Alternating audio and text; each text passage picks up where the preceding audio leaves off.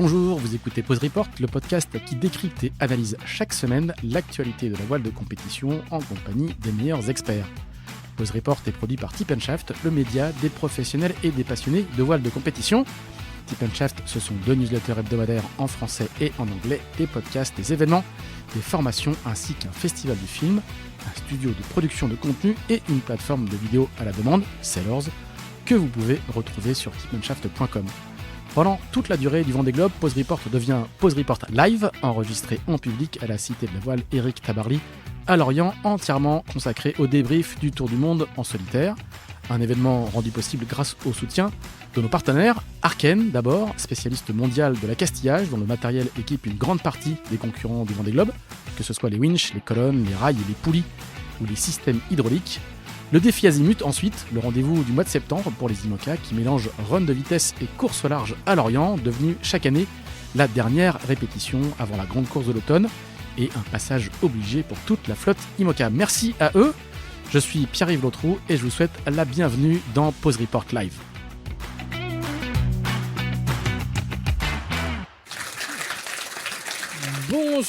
Bonjour à toutes et à tous et bienvenue dans ce 3e épisode de Pause Report Live enregistré ce lundi 25 novembre depuis l'auditorium de la Cité de la Voile Éric Tabarly à Lorient en public comme vous venez de l'entendre avec le soutien de nos partenaires Arken et le défi Azimut. Chaque semaine pendant toute la durée du Vendée Globe, c'est ici que l'on explique, qu'on décortique, qu'on décrypte, qu'on analyse ce qu'il s'est passé sur la course en compagnie de nos consultantes et de nos consultants.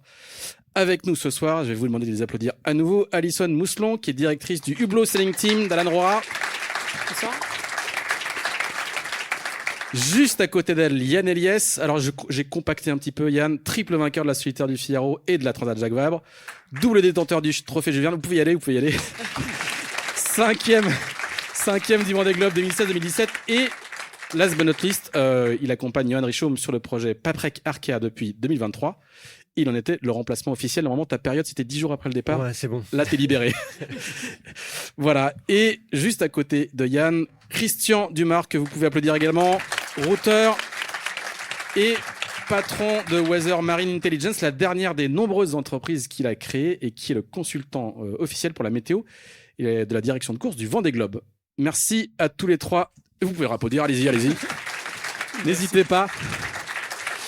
Merci à tous les trois d'être venus ce soir. Alors ça chauffe dans l'Atlantique Sud, hein. Autant lundi dernier on s'est fait une petite session très tactique, stratégique, où est-ce qu'il faut positionner l'empannage dans la molle, comment on contourne ce qu'on appelait à ce moment-là le premier poteau noir, parce qu'on avait l'impression qu'il y avait 2 poteaux noirs. Et là on a complètement changé d'ambiance. Je pense qu'on entendra peut-être ça quand Nico va nous appeler, ça doit siffler, ça fume sur les bateaux. Les records de 24 heures tombent à l'appel. Nico Lindman qui avait été le premier à l'établir le deuxième jour ou la première nuit, je sais plus. Enfin, très très vite en passant après le passage du Cap Finistère, c'était fait chipper par Johan Richomme. Et Johan Richomme l'a rebattu dimanche avec 579 086 parcourus en 24 heures. Et si j'ai bien compris, si j'ai bien lu le site du Vendée Globe, il y a eu 6 concurrents différents qui ont battu le record dans la séquence. Ça commence à compter, hein, 580 000 en 24 heures, ça fait Dunkerque-Marseille ou les Sables d'Olonne-Lisbonne sur le site du Vendée Globe, parce qu'il faut être un peu vendéen quand même. Donc ça a bien tartiné. Qui est-ce qui peut nous raconter, peut-être toi Yann, ce que c'est que 580 000 en 24 heures sur un IMOCA? Casque anti-bruit sur les oreilles, sanglé dans le siège, en short et en crocs parce qu'il fait chaud. Mais essaye de nous décrire ce que c'est que 24 heures à un train d'enfer comme celui-là. Bon, ça dépend un petit peu effectivement de l'état de la mer, mais j'ai cru comprendre que l'état de la mer n'était pas si nickel que ça. En tout cas, plus on recule derrière Charlie Dalin et plus on est un peu dans le nord et derrière la dépression, la mer s'est formée. Effectivement, pour les bateaux qui sont très bruyants, casque anti-bruit, on les a vus sur les vidéos, il y a pas mal de coureurs qui les portent. Essayer de trouver un endroit à peu près confortable et puis arriver à se détacher et se reposer effectivement dès qu'on peut. Ce qu'il y a de rude, c'est que là on est au début de la séquence. vacances et qu'effectivement on a bien compris que ces premiers jours sont difficiles. C'est difficile de passer d'une sortie de poteau noir où c'est tout calme, mais il y avait même eu juste avant le poteau noir vraiment de la pétole, et là c'est vraiment, ils se prennent un coup de fouet, un coup de pied au cul, et donc ces 2 premiers jours sont difficiles. Et puis on entendait déjà, j'ai écouté les vacations ce matin avec Thomas Ryan qui dit voilà, ça y est, on commence à rentrer dedans, on commence à s'habituer, et puis de toute façon il va falloir s'y habituer parce que ça va durer encore 4 jours, quoi. Et la logique de record, elle est dans leur tête. Ils ont ça dans un coin de leur tête, ou en fait non, ils font leur route et puis très bien, le record tombe, c'est parfait, mais Ouais, non, je pense pas qu'il y ait de record dans leur tête. Là, ils surfent, et là, Christian va nous l'expliquer tout à l'heure, mais ils surfent en avant d'un front, d'une dépression. Et l'enjeu, c'est de rester devant le plus longtemps possible. Et on voit bien que le passage à niveau pourrait être justement dès que tu te fais décrocher ou pas de cette dépression. Donc vraiment, il faut tartiner, et à la fois, il faut rester dans une logique de Vendée Globe. C'est-à-dire que ça ne fait que démarrer.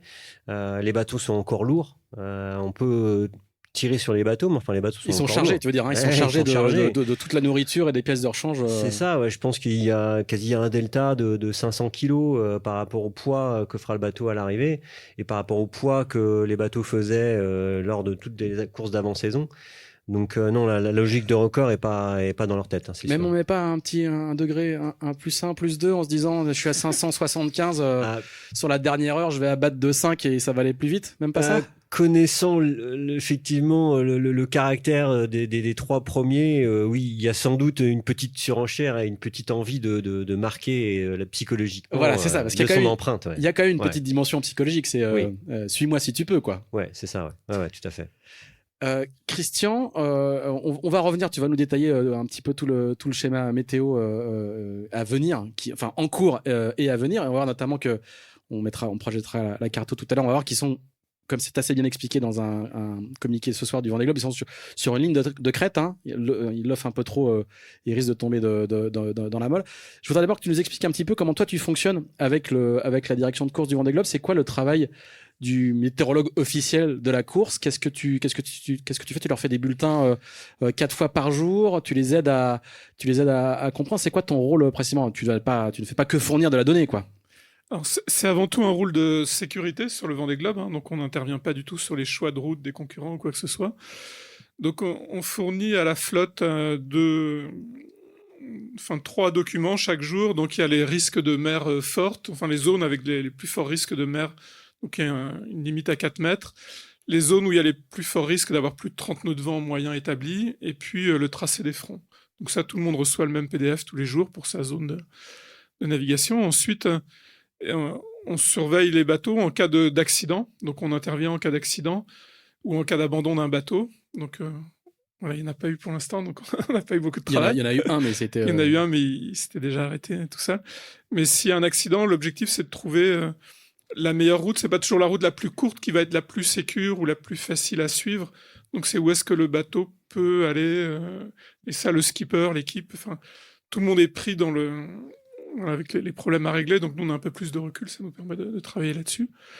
Sur des accidents comme Kevin Escoffier, c'est aussi trouver les cônes de dérive, par exemple, du bateau ou du radeau. Voilà, donc beaucoup des interventions au niveau de la sécurité. Et après, on a un point avec la communication tous les matins.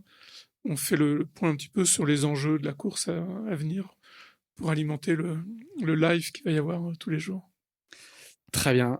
Alison, pour ceux qui ne connaissent pas Alison Mousselon, je vous conseille un excellent podcast qui s'appelle Navigante, qui est produit par Tip & Shaft, où vous pourrez l'écouter en longueur se présenter. Mais c'est ton premier Vendée Globe, j'allais dire. T'es bisu du Vendée Globe, team manageuse, oui, mais bisu du Vendée Globe. Alors, raconte-nous ce que c'est, un événement comme ça qui hante le secteur et le microcosme de chaque année de tous les 4 ans pendant longtemps. C'est l'Everest de la voile, enfin bref. Quand on est une nouvelle dans ce secteur-là, parce que c'est ta première expérience dans le monde de la voile, hein, tu es ingénieur arts et métiers, une solide carrière à côté, mais pas dans la voile. Raconte-nous ce que c'est que de vivre ça depuis un team. Bah, c'est assez marrant parce qu'en fait, on est toujours pris c'est un cycle de 3-4 ans, donc on est toujours pris dans la course qui arrive l'hiver. Donc moi, la première course, elle m'a impressionné, puis après on s'habitue, puis c'est les transats, etc. Puis l'année du Vendée, on se dit, ah quand même, c'est l'année du Vendée, là... c'est un truc, au bout de 10 jours, ils vont pas être revenus. Et c'est vrai que régulièrement, moi, je me faisais la réflexion en cours d'année. Là, c'est fini. Tu l'accompagnes plus sur une préparation de Transat, tu l'accompagnes sur une préparation de Vendée. Enfin, l'équipe, quoi, pas que moi. Et de faire un peu prendre le temps de se dire, on a quand même de la chance de participer à ça. Je pense que ça fait envie à plein de monde d'être au cœur de ce microcosme, en fait. Et moi, c'est un truc que je me suis vraiment dit régulièrement dans les petits moments de down, où on se dit, ah là, c'est dur, ou on encaisse un coup dur, il y a un truc qui se passe pas comme on veut. C'est avant tout du bateau. Il faut les mettre en sécurité sur la ligne de départ. Et c'est extraordinaire. Et alors, le point d'orgue de tout ça, pour les équipes, pour moi, c'est le chenal. J'ai été, on en parle, vous l'avez peut-être vu à la télé, mais c'est un truc incroyable à vivre. Les gens, ils donnent tout ce qu'ils ont pour ces marins qui partent. Et ouais, moi, même quand j'y repense encore, j'ai les poils, quoi. Et même en étant prévenu, même en ayant entendu sachant, d'autres gens t'en parler, même etc. en disant oui, mais toi, c'est ton premier, mais machin. Mais je me dis, j'espère que si j'en fais plein, j'espère que j'en ferai d'autres. Garder un peu la fraîcheur du moment, des bons moments en fait dans la carrière, même si c'est du boulot. Alors vous êtes organisé comment à terre? J'ai failli gaffer l'autre jour à tout premier épisode quand j'ai demandé à Loïs Berrer chez Massif s'il faisait un suivi la veille, et en fait il m'a dit après il faut faire gaffe et tout, on est super surveillé et tout, etc. Il faut lire l'avis de course du Vendée Globe.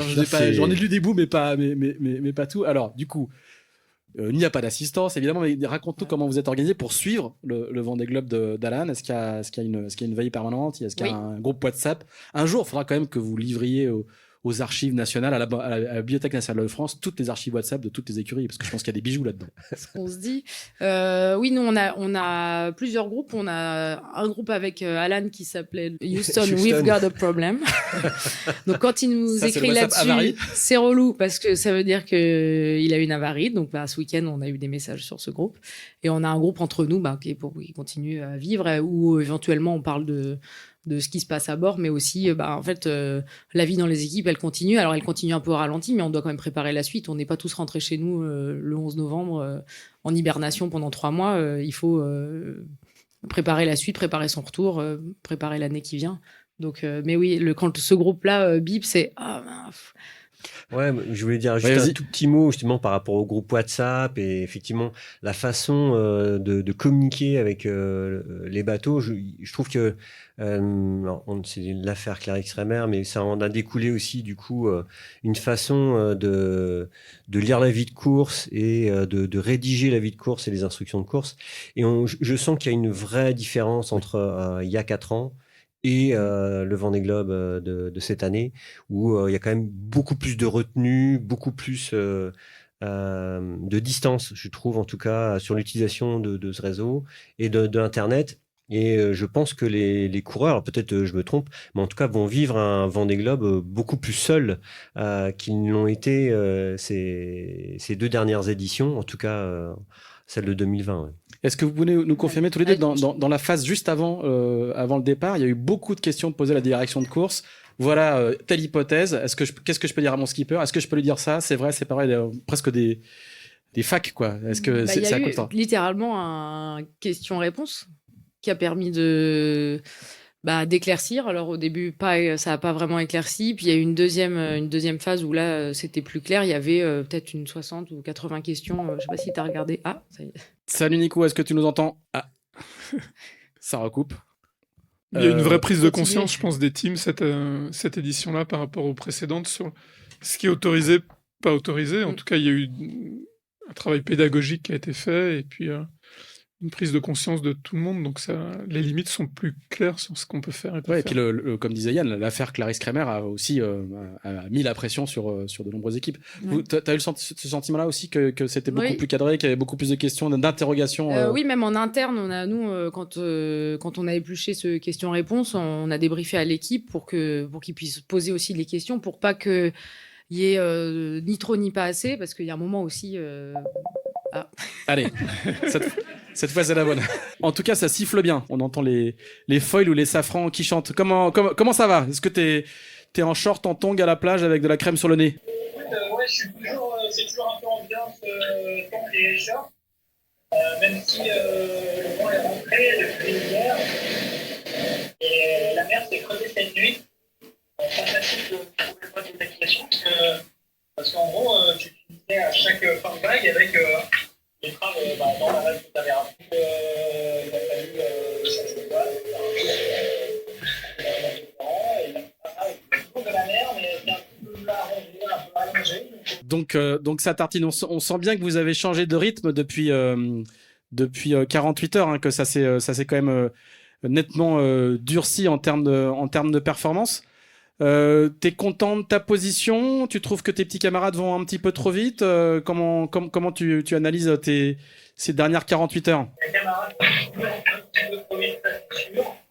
Après, je savais que dans certaines conditions, notamment qu'on a en ce moment, le bateau de croissant comme Parfait RPA, Gérard, Charal, Massif, un petit cran supérieur en vitesse. Maintenant, écoute, je commence à comprendre la chose que je fais. Quelqu'un de toute façon, c'est comme ça, je dois avoir avec Charal, là, je vais à la caisse, je vais faire un travail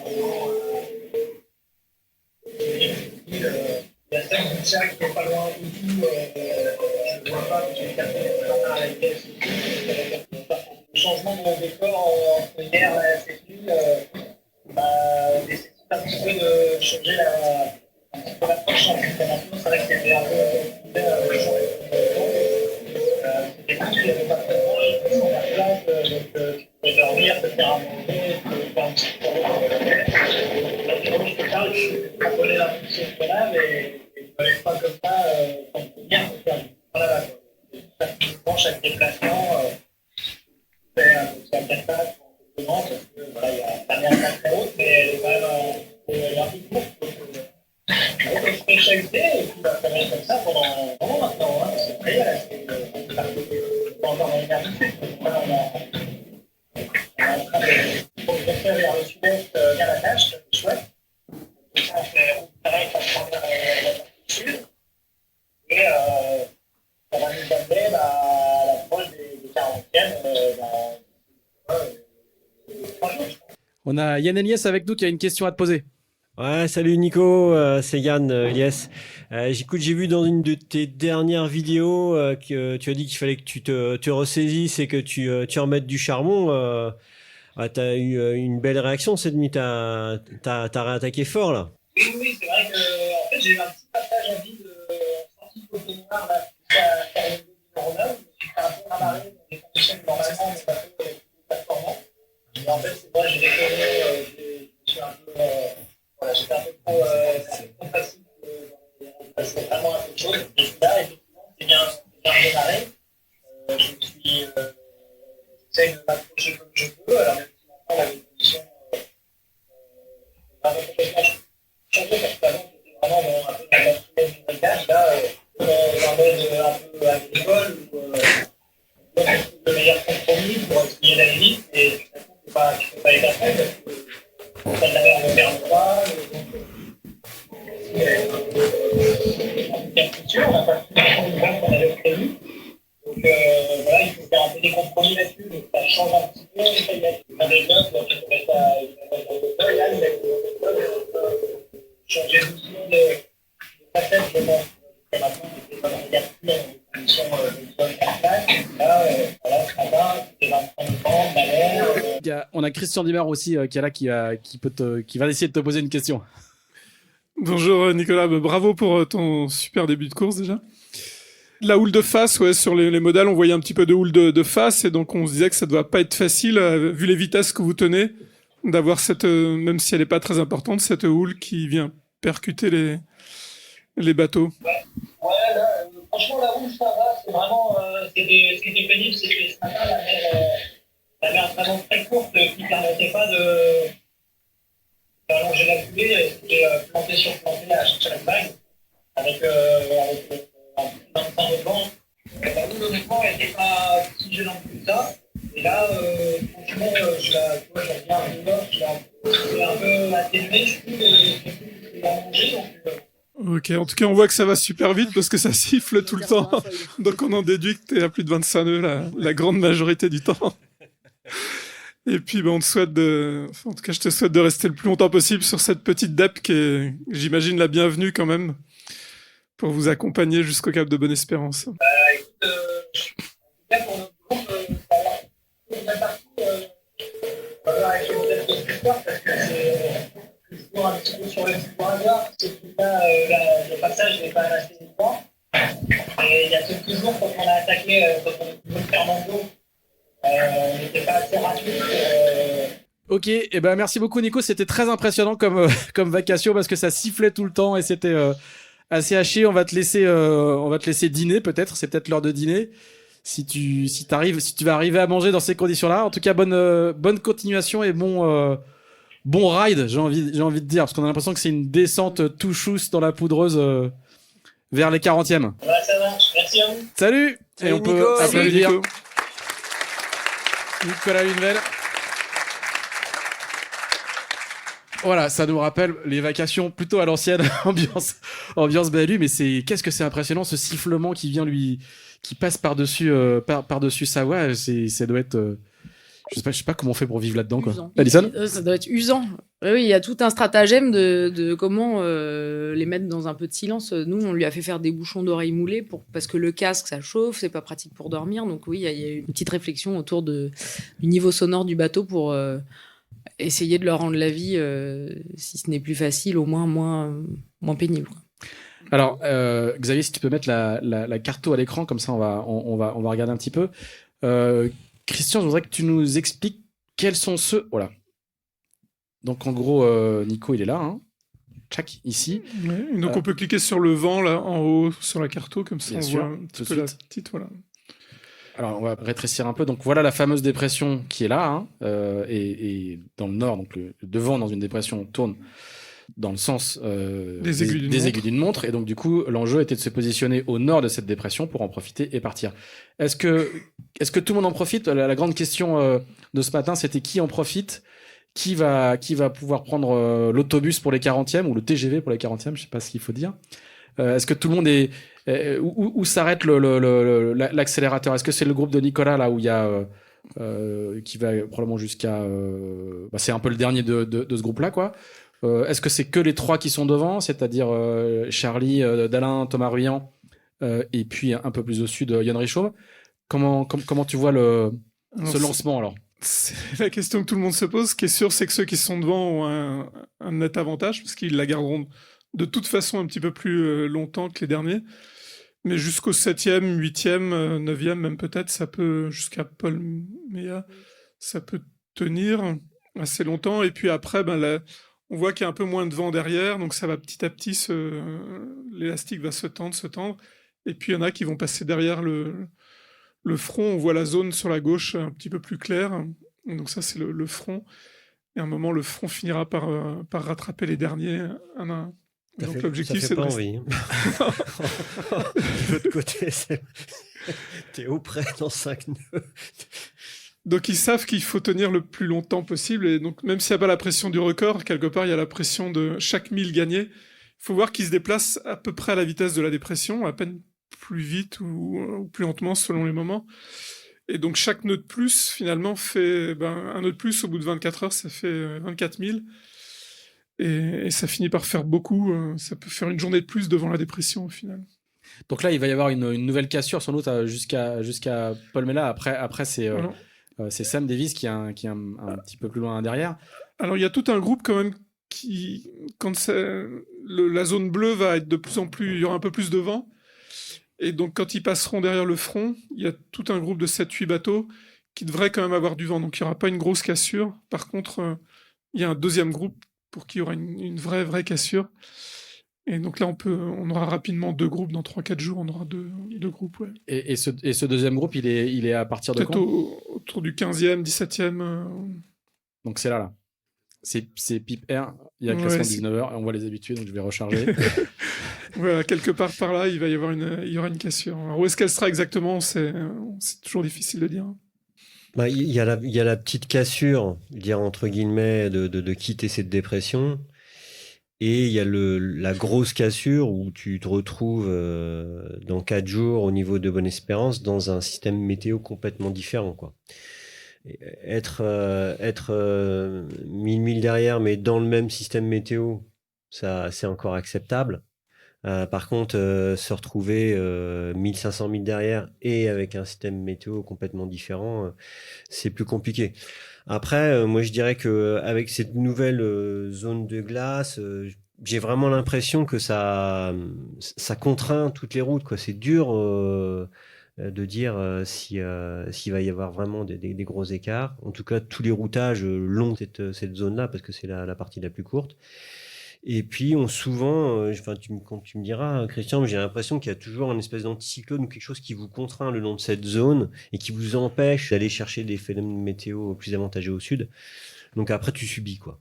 On se souvient, notamment dans le Pacifique, il y a 4 ans, d'une série d'empannages qui n'en finissait pas sur des sections assez courtes. Ils se sont donné du mal sur cette phase-là. Alors, pas forcément la tête de course, mais plutôt le deuxième wagon de mémoire.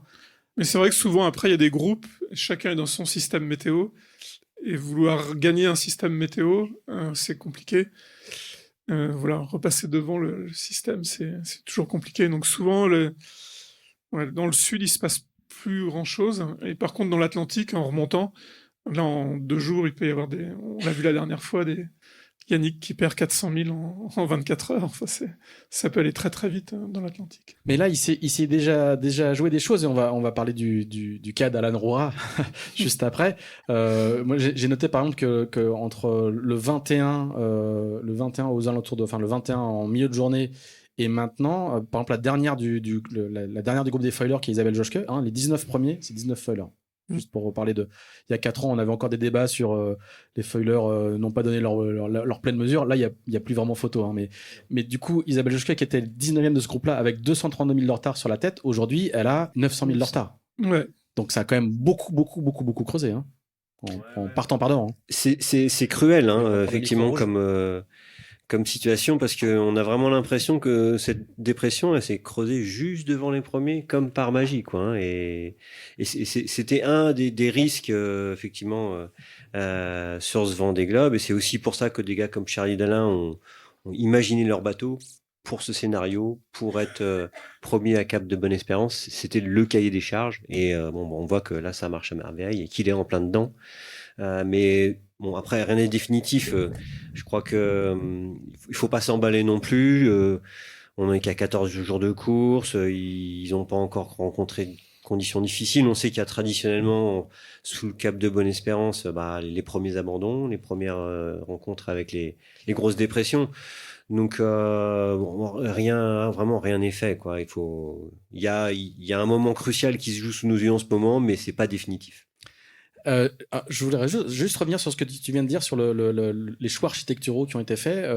Là, pour le coup, c'est un peu quand même l'heure de vérité des choix architecturaux, parce que entre celui de Charlie Dalin, qui en gros, je vais résumer, tu me corriges, a dessiné un bateau qui doit performer dans les phases de transition, et c'en était une, très clairement, comme tu l'as très bien expliqué, et on va dire le duo, notamment Ruyant-Richaume, qui a dessiné un bateau qui doit performer au portant dans le Grand Sud. On va voir qui a fait les bons choix architecturaux. C'est quand même c'est un moment très intéressant pour ça, non? Oui, tout à fait. Après, on voit que pour l'instant, il y a très peu d'écart. Exactement.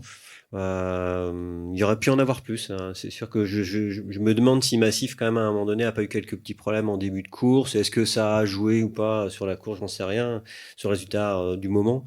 Mais comment, oui, Massif paraît une machine à traverser les transitions redoutables.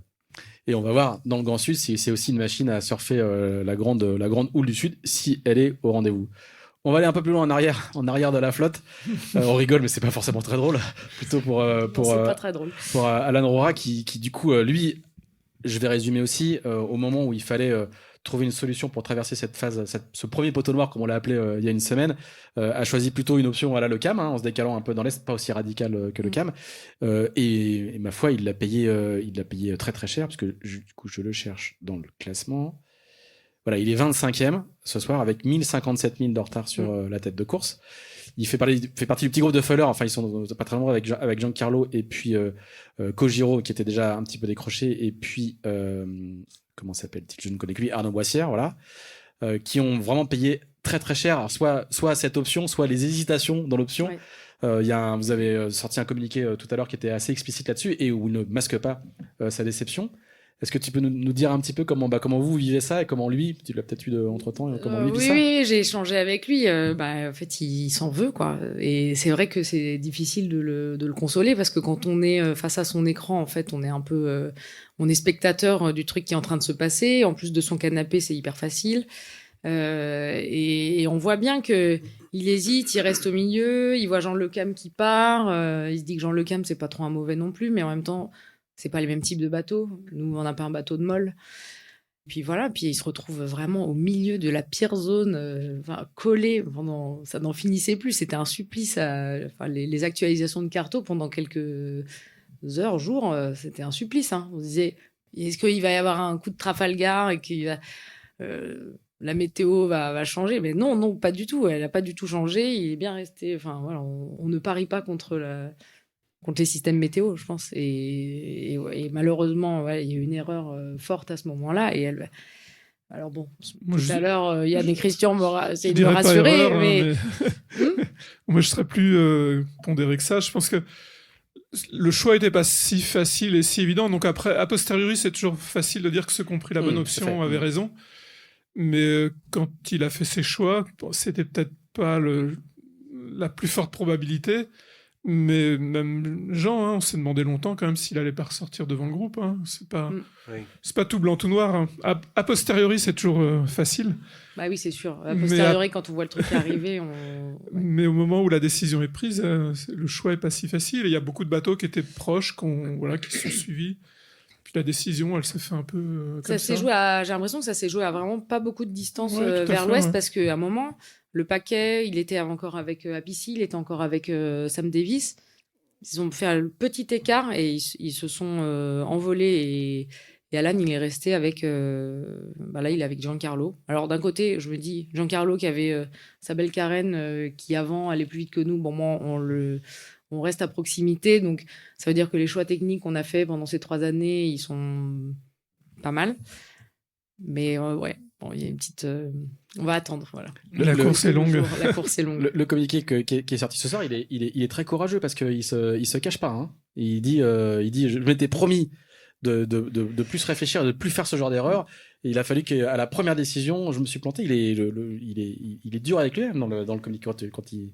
Puis c'est aussi le choix de la communication de l'équipe de pas se cacher derrière son petit doigt, quoi.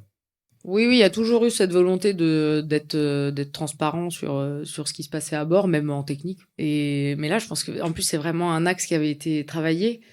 Mais c'est difficile de changer son naturel. Et puis quand on a peut-être l'hésitation et qu'on voit, c'est difficile ce qu'ils vivent à bord, plus le manque de sommeil. Tout est quand même décuplé pour eux à bord. Donc oui, il s'en cache et puis il nous a dit 50 000 fois. Et maintenant on lui dit, ok, va de l'avant. Garde les yeux ouverts et garde l'avant. Sans bien sûr, parce que tout à l'heure on parlait de ce qu'on pouvait dire ou pas dire. On dit rien, mais bon, on a le droit quand même de lui dire, allez. Lâche rien, on n'est que au jour 14. C'est quand même de l'encouragement. On a quand même le droit. De base, on a ça, on a le droit. Yann, psychologiquement, quand on est coureur et que ça se passe comme ça, là, au bout de 15 jours, on a 1000 milles de retard sur la tête de la flotte, on arrive quand même à se dire c'est pas fini, il va se passer plein de choses, c'est une course par élimination, d'autres peuvent faire des erreurs, et on arrive quand même à se remobiliser. C'est pas facile. C'est pas facile. Moi, je me souviens effectivement qu'en 2016, je m'étais un peu jeté sur les sacs de bouffe pour compenser. Pour compenser. Comme à terre, quoi. Ouais, c'est ça. Puis du coup, ma mille d'ailleurs, j'arrivais plus à la fermer à l'entrée du sud. Tu vois, je me suis dit voilà, faut que je me calme. Ça fait plaisir de savoir que vous avez les mêmes problèmes que nous, en fait. Hein. Ouais. Alors. J'espère en tout cas que il a pris aussi peut-être des bouquins, des séries. C'est aussi le moment d'essayer de se détacher un petit peu de la cartographie, de savourer un peu l'instant présent. Et puis il faut être patient. Et c'est vrai que là, il va falloir attendre, je pense, 15 bons jours, ou peut-être un peu moins, avant de revoir une nouvelle situation se décanter et se profiler. C'est ça qui est pas facile parce que là on est tous nous les premiers à regarder les premiers. la tête de la flotte, alors qu'effectivement, dans 4 jours, ils vont rentrer dans le sud, ça va être autre chose, on va tous rentrer dans une autre dimension, quoi.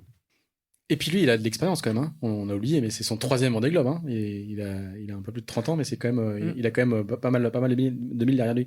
Moi, je trouve qu'il y a aussi quelque chose qui parasite un peu la compréhension, l'analyse, c'est que en fait, la flotte, elle est gigantesque, quoi. Et que quand t'es 23e aujourd'hui, t'es au milieu de la flotte. T'es au milieu de la flotte, voilà, c'est ça. Ouais. Il y a 39 classés, quoi. Ouais. Il y a pas si longtemps que ça, on était beaucoup même classés. Donc il y a aussi ça, et il y a très très peu d'abandon. On est aussi sur un Vendée Globe qui a 2 caractéristiques jusqu'ici, hein, il est quand même relativement lent. Je vais vous faire la manip que nous a appris Éric Perron la semaine dernière, hein, qui est de positionner. Alors je crois que je l'avais fait d'ailleurs, qui est de positionner les Vendée Globe précédents. Et alors regardez, alors il y a 2 choses, hein, c'est qu'on voit bien à quel point il coupe le fromage par rapport. Ça c'est Yannick Bestaven en 2020. Donc on voit qu'ils font vraiment l'intérieur grâce à cette dep. Je vais parler sous ton contrôle, Christian, qui est très très nord. Oui. Voilà, qui est très très nord. Exceptionnellement nord. D'habitude, elles sortent au sud de Rio, les dep. Et là, elle est sortie Quasi à Bahia. Ouais, quasi à Bahia. Donc c'est exceptionnellement nord. Donc c'est une trajectoire. Le contournement de Sainte-Hélène, finalement, il n'y en a pas vraiment eu cette année. Voilà. Et regardez là où est Armel Lecléage. Donc il est plus sud et aussi plus évidemment plus est. Mais il est quand même encore assez loin dehors, hein. Donc c'est un Vendée Globe. Alors sauf sur plein de paradoxes, hein, où il y a déjà le record de la distance en 24 heures a été battu déjà 8 fois. Mais qui est encore très en retard sur un foiler d'il y a 8 ans, quoi. Alors, très en retard, surtout jusqu'à l'équateur, en fait, parce que la partie sud de l'Atlantique devrait être un peu plus rapide qu'Armel et Alex il y a 8 ans. Mais par contre, le temps à l'équateur était pas top.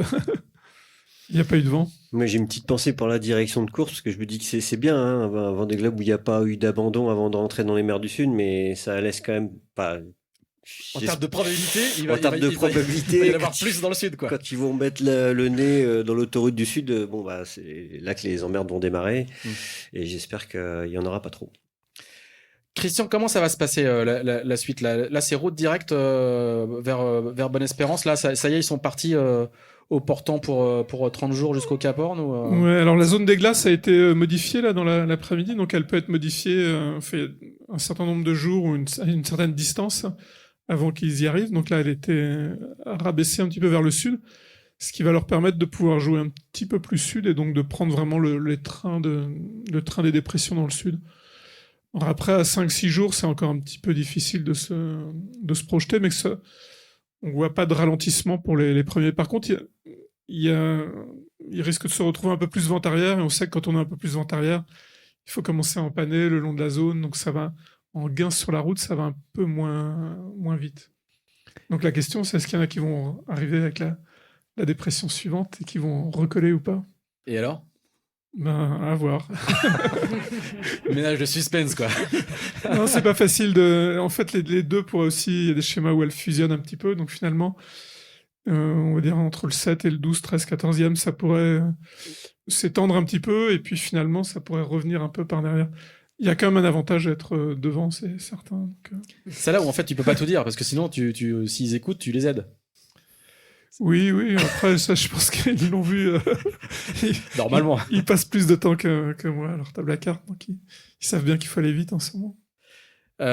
Yann, c'est quoi l'enjeu des prochains jours quand tu es à bord d'un IMOCA lancé à 600 000 jours là? C'est faire un dernier check avant le sud, prendre des forces, manger, sortir les sacs de fringues, ça va venir assez vite, quoi. Dans quelques jours, il faut se rhabiller, quoi. Je dirais que le check, il fallait presque l'avoir fait avant. Ouais, parce que là, maintenant que c'est lancé, sortir sur le pont.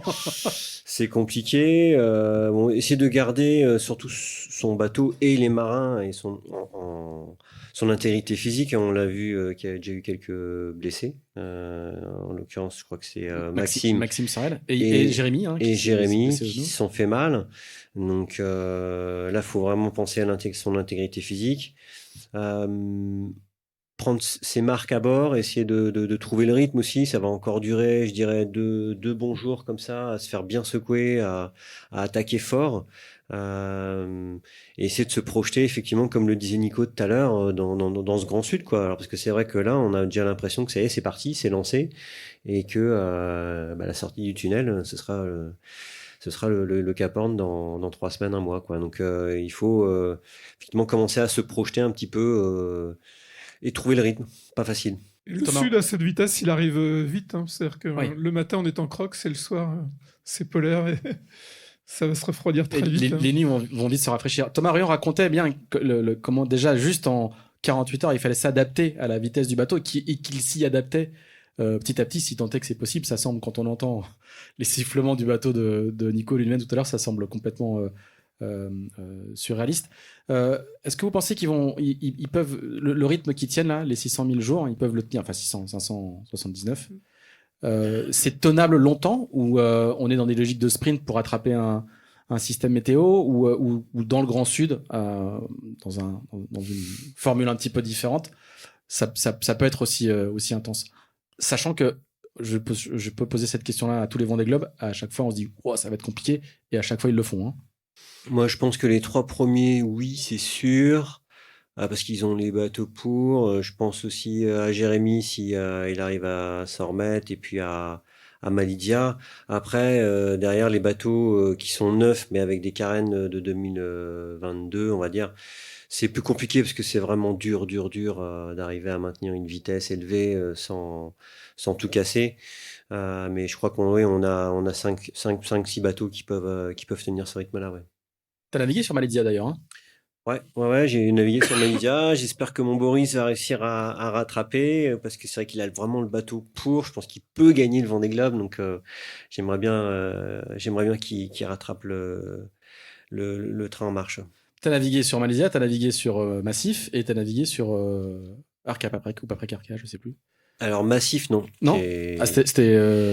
C'était sur Apivia. C'était sur Apivia, pardon. Ouais, c'était non, précédent. j'ai pas eu la chance. Ouais. Alors c'est vrai que je crois que les gens qui ont pu naviguer sur Massif se comptent sur les doigts d'une Sur main. les doigts d'une main. Charlie ne donne pas son blanc-seing comme ça. Mais oui, j'en ai navigué sur quelques-uns des bateaux. Et entre Malidia et Arca Paprec ou Paprec Arca, tu choisirais quoi là pour attaquer le sud? Bah, moi j'ai un petit faible pour Malidia parce que c'est vraiment un bateau que j'ai trouvé génial dans les conditions musclées. On n'a pas le record des 24 heures parce qu'on l'a pas battu de plus d'1 000, je crois. Il fallait le battre de plus d'1 000 pour l'avoir. Mais ouais, c'est vraiment un bateau génial et qui reste, mon avis, le bateau le plus adapté effectivement pour la partie qui arrive là. Je sais pas si vous avez vu les vidéos de Johan Richomme installé sur son siège. C'est incroyable quoi. On le voit manger. Enfin, il a une caméra latérale. On voit tout le travail du siège et donc du coup on se dit mais comment ils faisaient avant quand ils ont pas des sièges sur suspension comme ça. Je trouve ça vraiment hyper impressionnant. On va prendre quelques questions. Violette, si tu veux bien faire passer le micro. Et tout de suite, une première question. D'habitude, il faut attendre un petit peu. Là, on a une question tout de suite. Oui, bonjour. Je voulais savoir par rapport au bateau à dérive, la dépression, comment ça va se passer pour eux, le passage, parce qu'on a parlé essentiellement des premiers, des foilers, mais il y a quand même encore un bon tiers de la flotte. C'est la photojournaliste, vous inquiétez Voilà. pas. Pour les bateaux à dérive, c'est un peu... Déjà, ils sont restés au près plus longtemps. Ils vont faire plus de routes. Donc, ils doivent descendre plus sud. Et donc, une route assez classique, finalement. Et puis, avec moins de vent. Donc, c'est un peu la double ou la triple punition pour les bateaux à dérive. C'est-à-dire que l'écart qu'on va pouvoir avoir dans 2 jours ou dans 3 jours ne représente pas l'écart de performance qu'il peut y avoir entre les bateaux. Il sera probablement plus important. Après, il y en a un certain nombre qui vont quand même prendre une dépression, mais qui va naître plutôt au niveau du sud de Rio. Donc, ils vont pouvoir accrocher quand même le Grand Sud, mais ça va être plus laborieux, quoi. Ouais, double au moins, ouais. Est-ce qu'il y a une autre question? Alors, pendant que vous échauffez, je vais heureusement, j'en ai quelques-unes. Moi, je voulais savoir, Alison, comment chez Hublot, est-ce que vous avez... je sais pas si vous êtes organisé, mais comment vous appréhendez le Sud? Est-ce qu'il y a une organisation spéciale? Est-ce que vous sentez la pression un peu plus forte parce qu'on arrive dans une zone un peu particulière? Est-ce que toi, par exemple, mentalement, tu t'es découpé les séquences en disant bon là c'est dur en ce moment, mais à le Grand Sud, il faudra être encore plus vigilant. Est-ce que tu t'es un peu projeté dans ces phases-là? Dans l'équipe, pas particulièrement. Enfin, on l'a pas verbalisé. Après, on a essayé au maximum en anticipation de préparer Alan à ces phases, donc notamment sur tout ce qui est intégrité du bateau, parce que le reste, on peut pas y faire grand-chose. Et donc, j'espère qu'il va bien pouvoir au moins avoir l'opportunité de le faire, parce que c'est pas le tout de faire des belles checklists. S'il est dans la houle, dans la baston, c'est sûr qu'il ira pas regarder si sa carène elle va bien. Mais j'espère qu'il profite des phases de molle pour le faire, sachant que ça, c'est une question qu'on ne peut donc pas lui poser. On peut pas lui dire pense à faire un peu de maintenance pendant que c'est Non, calme. on n'a pas le droit de leur suggérer d'aller voir, même s'ils ont eu une avarie à bâbord, on peut faire un équipement, on peut pas aller dire dis donc, t'as bien vérifié la même chose à tribord. Donc ça, c'est frustrant, un peu stressant. S'il nous le dit de lui-même, bah, c'est cool, et puis bah, sinon... on attend. Pour l'anecdote, je ne dévoilerai pas le nom, mais je sais qu'il y a des équipes où ils demandent comment va le 3e aérien.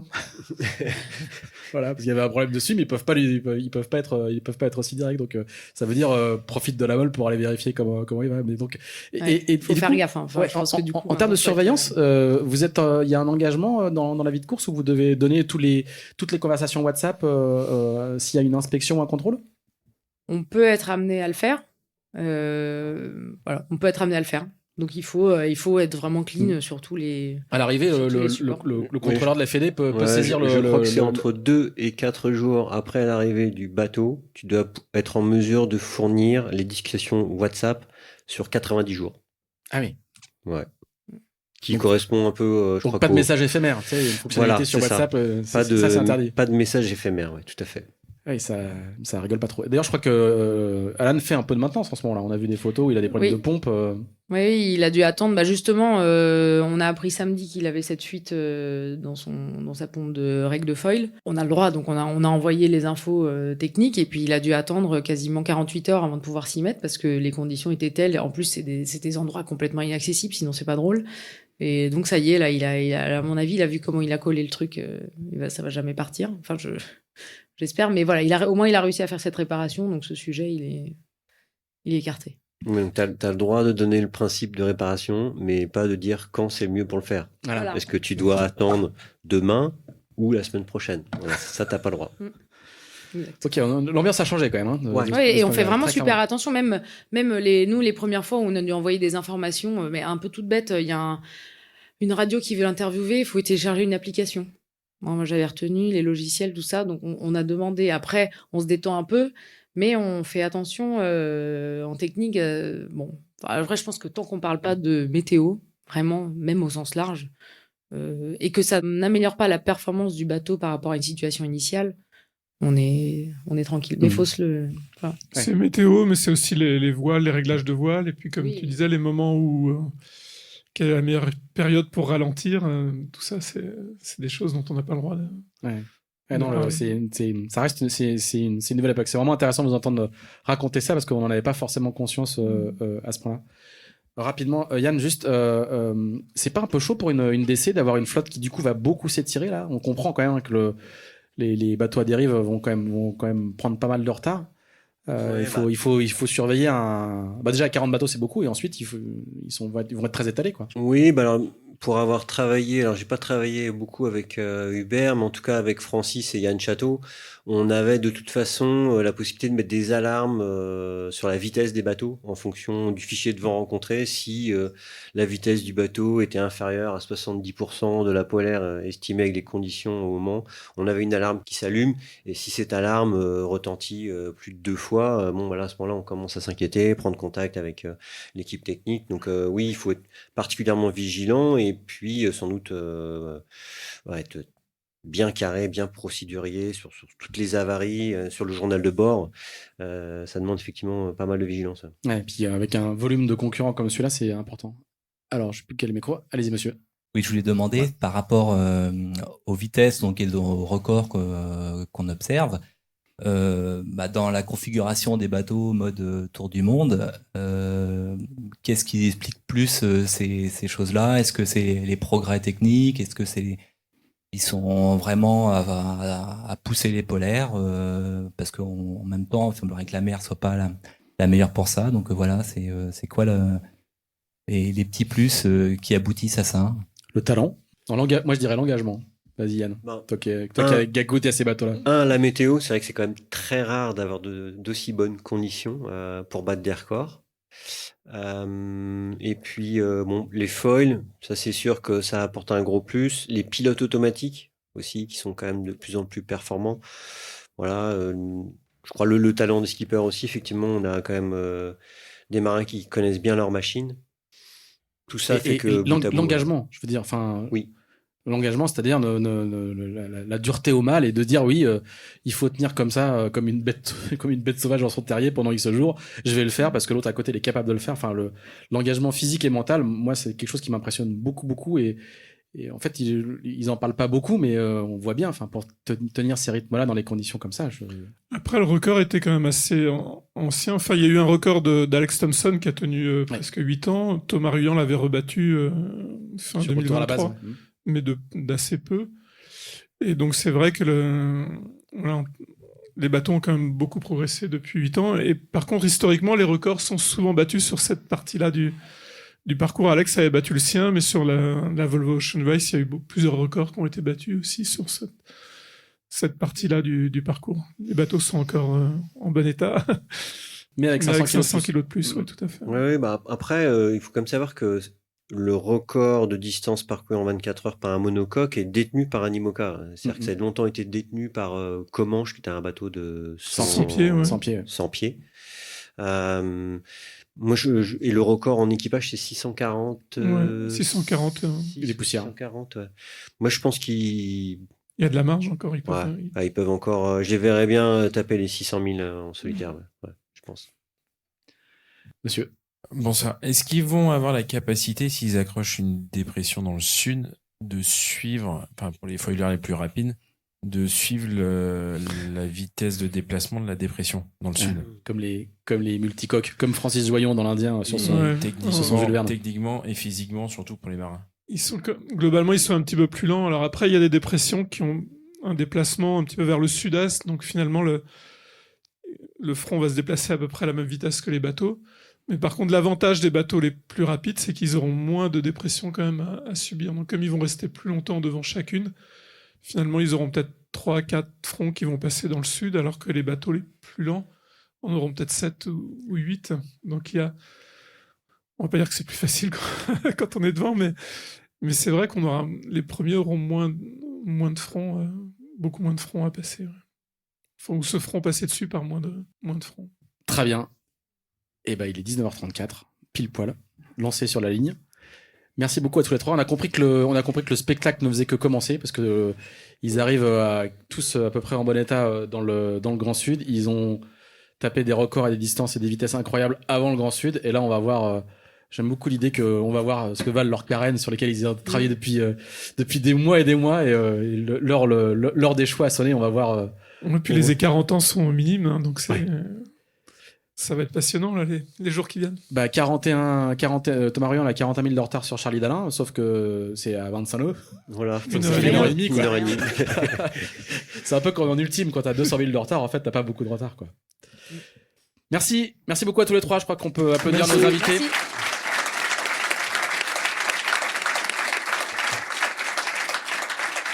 Un grand merci à tous les trois et merci en particulier. Alors vous allez pouvoir lire mon texte, donc on peut enlever vous allez voir tous mes secrets.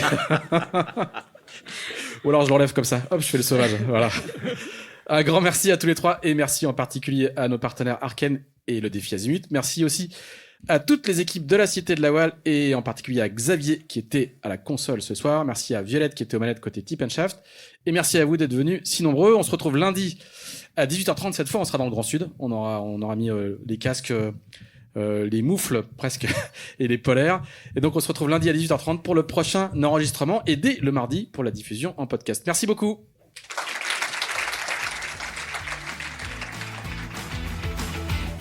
Merci d'avoir suivi cet épisode de Pause Report Live. N'hésitez pas à nous dire ce que vous en avez pensé et n'hésitez pas à le partager.